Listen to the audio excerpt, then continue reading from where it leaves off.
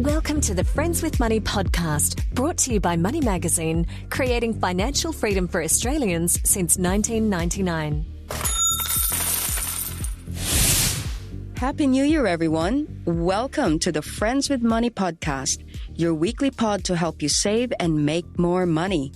My name is Michelle Baltazar. I'm the editor-in-chief here at Money Magazine. Thank you for joining us.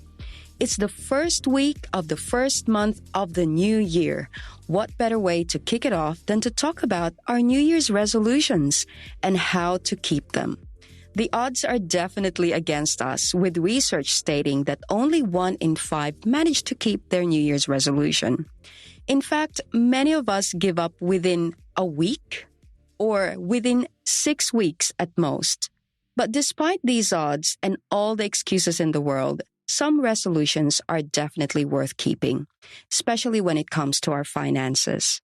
To talk us through how to do exactly that is Comm Bank personal finance expert and author Jess Irvine. She published a new book late last year called The Money Diary, which is a workbook-style full-year calendar with 12 months of spending, tracking sheets, and exercises to help everyone get their finances in shape in the new year. I think by the end of this, I'm hoping that I get to keep my own New Year's resolutions. Jess, thank you for joining us. Happy New Year, Michelle. Yay! We can still say that for a little while at least. I think so. This month, it's all about everything new. New year, new me, new you.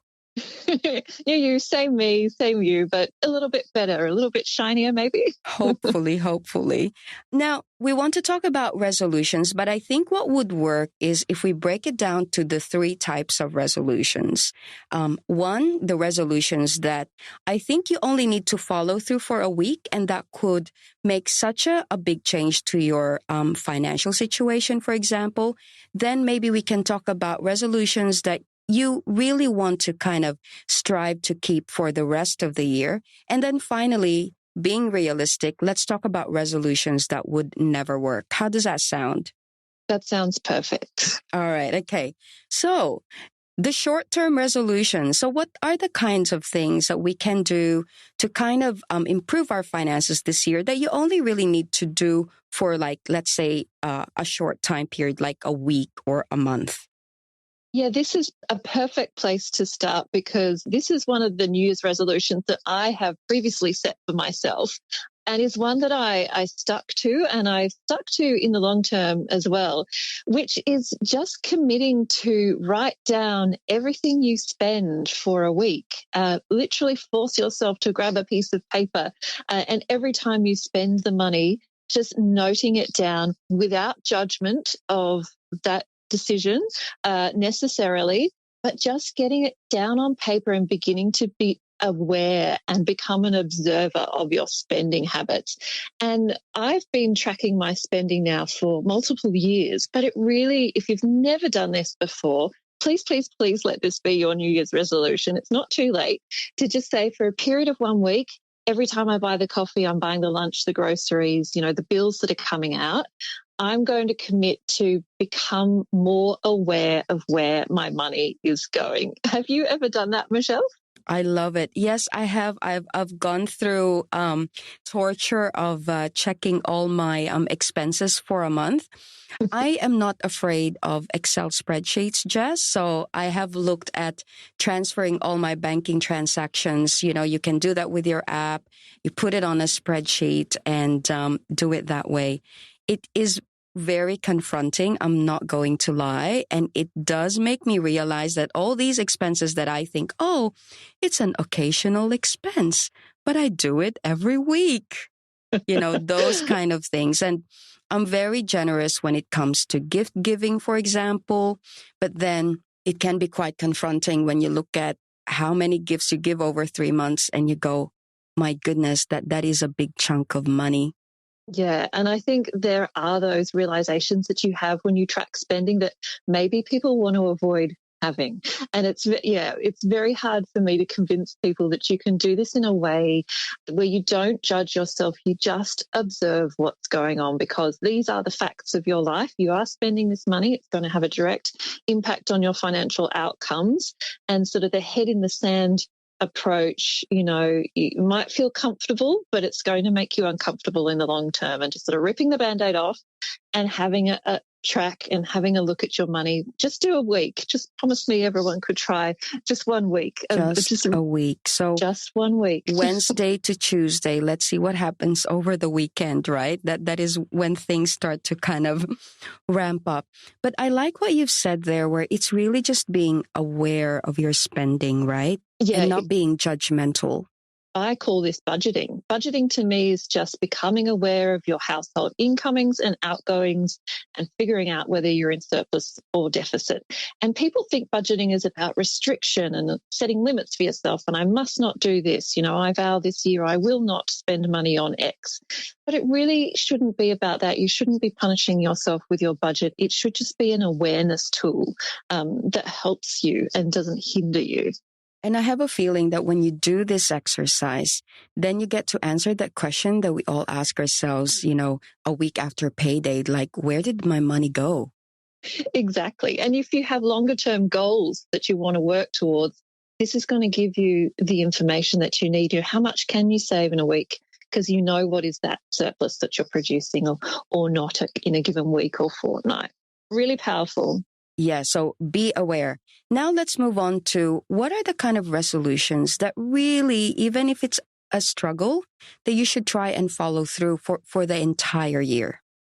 Yeah, look, it depends on your personal circumstances, I guess, but I do urge anyone who's maybe carrying some of that high debt, credit cards or, loans with high interest rates. I always say it is, again, people can be very reticent to sort of even want to know about those things, but trying to come up with a plan, a long-term plan for the year where you say, I do want to pay off X amount off the credit card. I've got 12 months in the year. I'm going to chunk it down. I'm going to start sort of committing to how much it can be per week that I might have on an auto transfer. So it's about setting those longer term money goals, which are, we know what they are, paying down the debts which, aren't secured against an appreciating asset, at saving money. Maybe you're topping up your super. Maybe you're saving for the first home deposit. They're long-term goals. And so at the start of the year, we want to come out the gates really strong and sort of go, I'm going to buy a house or I'm going to, pay off all the credit card debt.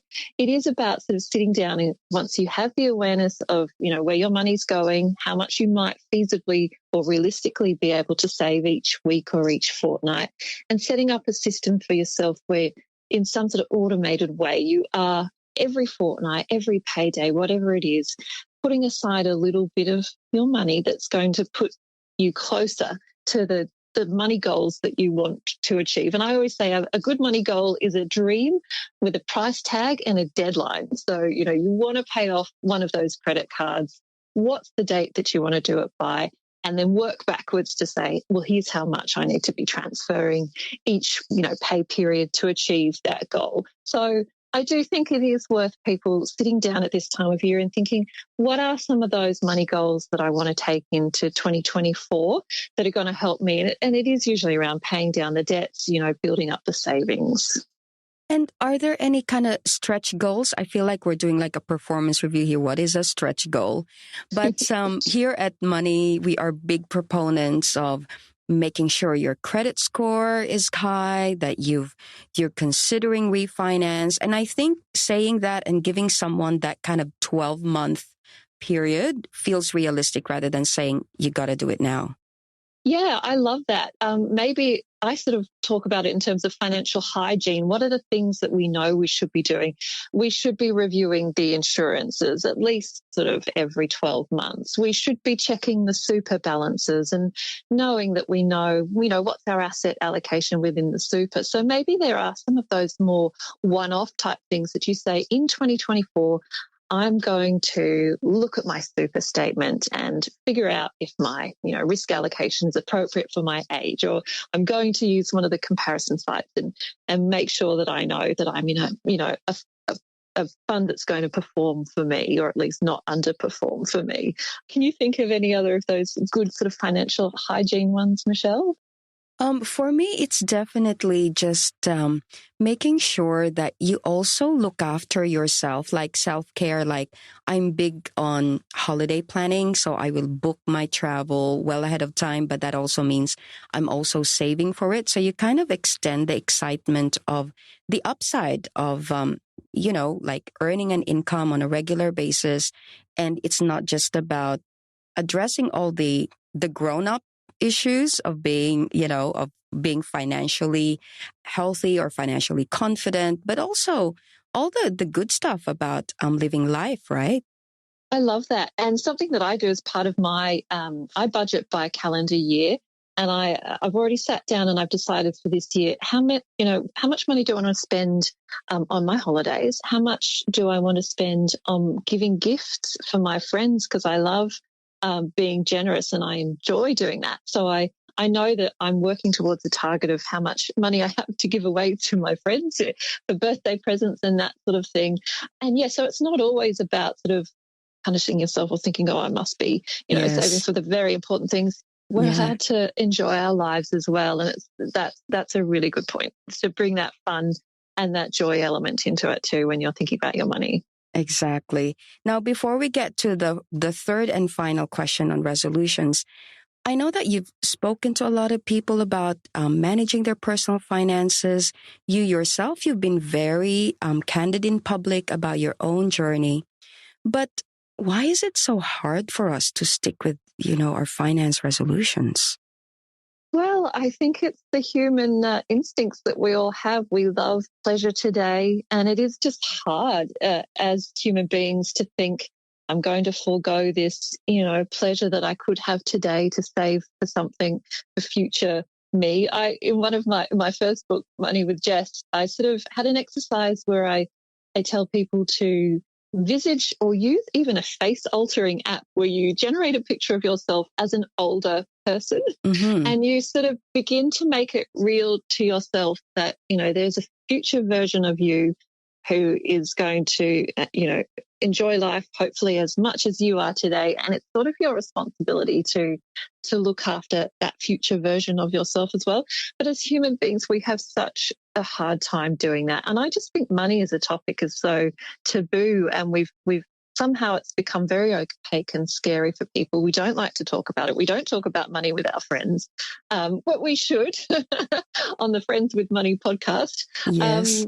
I think we need to all help each other. It's, budgeting, spending less than you earn, investing the rest. Those rules don't change. We all know what to do, but it's finding those habits in our daily lives where we can actually implement them can be a bit of a challenge, and it's definitely worth a bit of time at this time of year to sit down and go, what am I working towards? And what are those small habits that I can do that can help get me there? Yes. I hope we have listeners out there who are saying to themselves, well, Jess, that was me in 2023. It's 2024 now. I'm done with my bad money habits. I fixed it. Yeah. All right. So to wrap up, so we talked about being aware. We talked about making sure that you maintain good financial hygiene. Finally, being realistic. What are the resolutions that just won't work? I think resolutions that are sort of shame-based or too restrictive. So you say, I'm not going to spend money on X, or I'm never going to go out and buy coffee. I'm never having avocado on toast again. Those sort of overly restrictive resolutions, I'm never going to eat a pastry again, or even ones that are just unrealistic. So I have in the past set a lot of fitness related goals as well. I must go to the gym 4 or 5 times a week. If that's not realistic for you, it just becomes a bit of a millstone around your neck. You're not going to want to do it. So, it comes back to those good old fashion smart goals, being specific, measurable, achievable is the A, something that is achievable for you that's relevant to your life and time bound. So I think the worst resolutions are just something where you try to imagine yourself into a completely different version of who you actually are. And that can that sets you up for failure, and it's sort of, you're punishing yourself. You're thinking, I need to change. And it's not about that. It's about some of my behaviors might need to change. Some of my micro actions could maybe be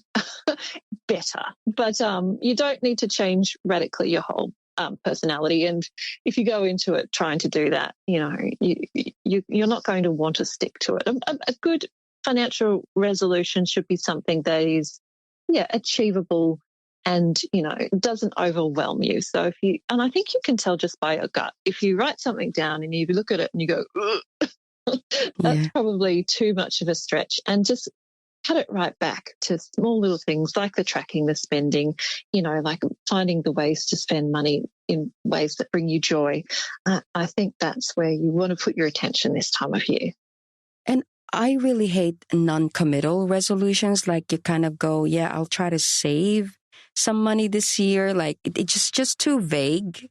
Like you said, I think the specificity of any goals just make them more likely to manifest or become real, right? Yeah, one of the resolutions I set for myself one year was buy a house. It was just so overwhelmingly large, that you have to micro chunk it down into, and eventually I did chunk that down into, I'm going to walk into a bank, or I'm going to go see a lender and ask how much I can borrow. Like, you need to find a step that's actually achievable. Or if you've got the big dream, I want to go on holiday next year to Europe, you need to sort of chunk it down and look at, do some research how much it's going to cost, chunking everything down so that you've got some little steps, eat the elephant one slight bite at a time. Yes. And, I don't even know when you say buy a house, is it a 2-bedroom house? Is it a 6-bedroom house? Like you said, Exactly. like making sure you kind of really be very specific about what you're trying to achieve. Yeah, exactly. Well, I'm feeling really comfortable about that. I myself will resolve to definitely use the money diary to help me out. I'm very visual, so and writing it down is also helpful for me when I'm trying to achieve my own goals. So once again, thank you for joining us, Jess. Really great tips there. No worries, and good luck to everyone with their resolutions. I do think they are worth giving a crack, but just go easy on yourself in terms of how hard you try to set them to be. Yes, and no money shaming. No money shaming. No money shame. We're all doing our best. Exactly. Now, before you go, don't forget that if you enjoy listening to the Friends with Money podcast, we'd love for you to recommend it to your own friends and family, or you can help us out by leaving a review on iTunes or the Apple Podcast app. You can also send in any questions, comments, or even topics that you'd like us to cover. Maybe we want to get Jess in and see how she's going with her New Year's resolutions halfway through the year. And email us on podcast@moneymag.com.au. Finally, make sure you head over to moneymag.com.au for all the latest financial news and stories. That's it for this episode. I'm Michelle Baltazar. Bye for now. Thanks for listening to the Friends with Money podcast. For credible, independent and easy to understand financial commentary, visit moneymag.com.au. Please remember that the views and opinions expressed in this podcast are general in nature, and further independent advice and research based on your personal circumstances should be sought before making an investment decision.